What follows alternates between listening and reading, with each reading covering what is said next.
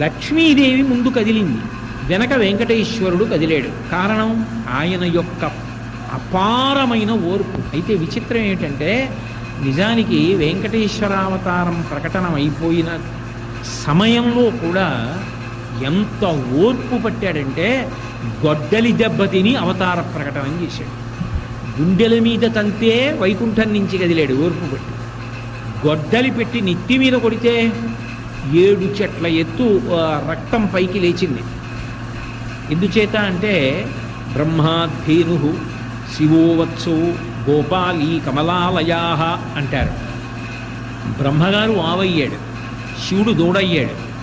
ఆ ఆవుని దూడని తీసుకొచ్చి చోళరాజుకి అమ్మడానికి ఆ ఆవుని దూడని అమ్మేటటువంటి వనితగా లక్ష్మీదేవే కొల్హాపురం నుంచి బయలుదేరి వచ్చింది. అమ్మారు. అసలు వచ్చింది ఎందుకు? ఈయన ఎక్కడున్నారని వెతుకుతున్నారు వాళ్ళు.